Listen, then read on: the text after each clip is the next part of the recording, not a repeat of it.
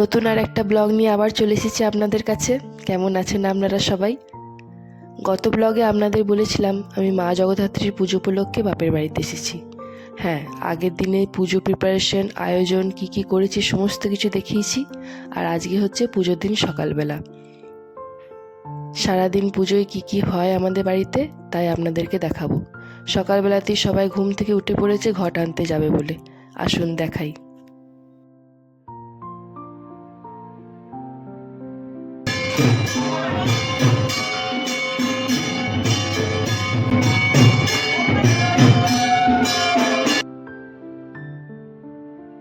ঘট আনতে যাব বলে বেরিয়ে পড়েছি।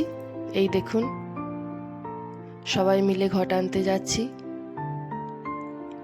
তবে আমাদের যে পুকুরটায় ঘট আনতে যাওয়া হচ্ছে সেই পুকুরটা হচ্ছে পদ্ম পুকুর।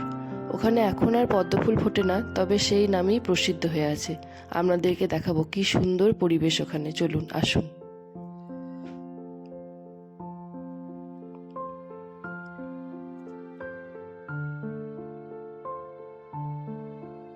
আমাদের মা জগদ্ধাত্রীর পুজো বিশেষত নবমীর দিন হয়। সেই দিন কি ষষ্ঠীর ঘট, সপ্তমী, অষ্টমী, নবমী হোম হয়ে পুজো সমাপ্ত হয় সেই দিনের। এই দেখুন চলে এসেছি। তো আপনাদেরকে বললাম না কি সুন্দর জায়গা। এখানে আর পদ্ম ফুল ফোটে না, তবে নামটা পদ্মপুকুর হিসাবেই প্রসিদ্ধ হয়ে আছে।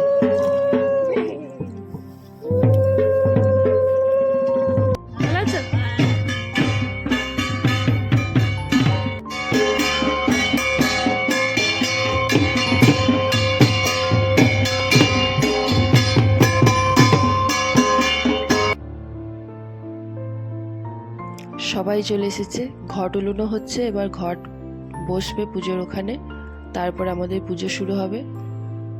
এই দেখুন ফুল তুলে নিয়ে চলে এসেছে ছোট বাচ্চারা, সবাই মিলে ফুল তুলতে গেছে, চলে এসেছে ফুল নিয়ে। এই দেখুন স্নান সেরে সেজে গুজে মায়ের কাছে চলে এসেছি। পুজো শুরু হয়ে গেছে, ঠাকুর মশাই চলে এসেছে, সপ্তমীর পুজো বসে পড়েছে।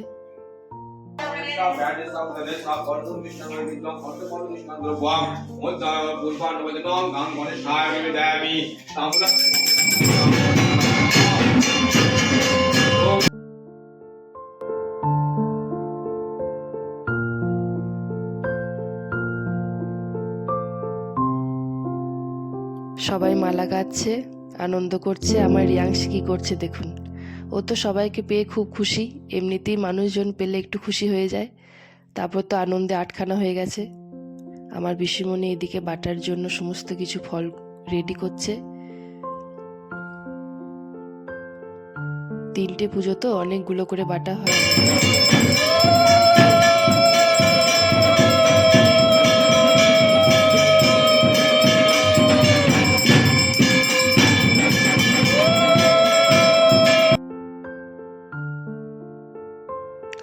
আমার শ্বশুরবাড়ি এবং বাপের বাড়ি দুই বাড়িতেই মা জগদ্ধাত্রীর পুজো হয়। তাই এখানে যেমন পুজো হলো, এরপর আমি যাব আমার শ্বশুরবাড়িতে, ওখানে পুজো হবে। ওখানে গিয়ে অষ্টমীর পুজোটা দেখব। তাই এখানকার সপ্তমী পুজো হয়ে গেছে, এরপর আমরা ওখানে যাচ্ছি। কাছেই আমার শ্বশুরবাড়ি বাপের বাড়ি থেকে।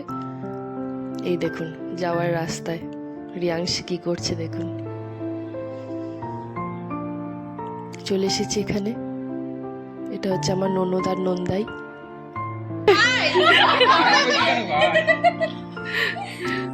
দাঁড়াও পাশাপাশি, দাঁড়াও পাশাপাশি।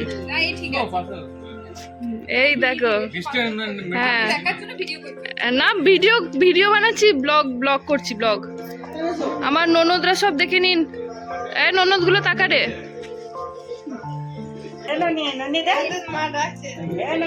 বাহ, ভালো জিনিস পেয়ে গেছো তুমি, ভালো জিনিস পেয়ে গেছো।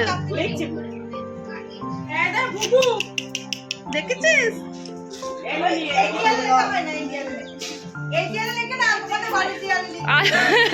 আলপনা দিচ্ছে ঠাকুর বাড়িতে। আমার এই বাড়িতে অষ্টমীর পুজোর সময় কুমারী পুজো হয়। তাই আমাদের পাড়ারই একটা ছোট্ট ফুটফুটে মেয়ে, তাকে সাজানো হচ্ছে। কি সুন্দর লাগছে দেখুন শাড়িটা পরে, একবারে ছোট্ট কুমারী লাগছে। আমার শাশুড়ি মা এবার কুমারী পুজোয় বসেছে, কুমারী পুজো হচ্ছে। এই পুজোটা দেখতে আমার খুব ভালো লাগে, দেখুন আপনারা একবার।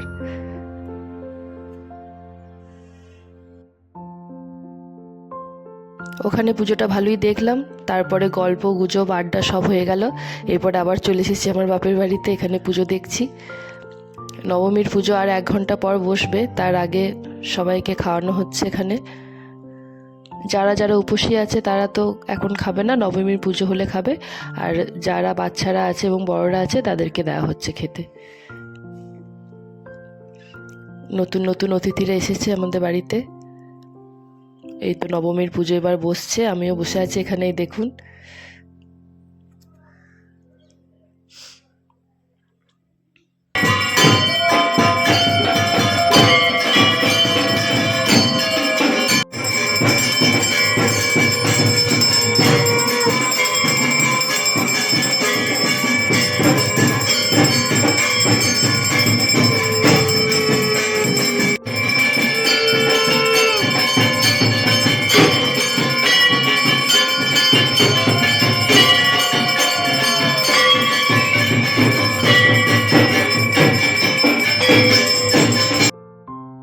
সবাই পুষ্পাঞ্জলি দিতে বসেছে।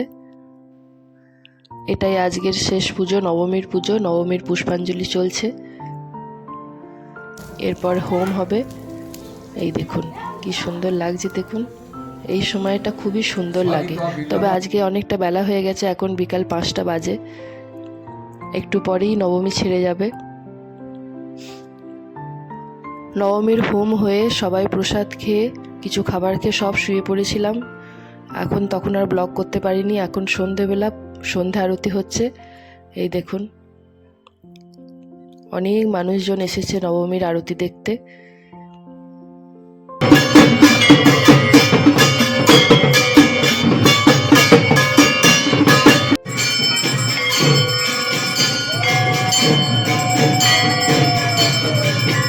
রিয়াংশী সারা সন্ধ্যাটা আমার কোলে কোলেই আরতি দেখে গেল, কোল থেকে একবারও নামেনি আর সারাদিন। সবাইকে দেখছে তো।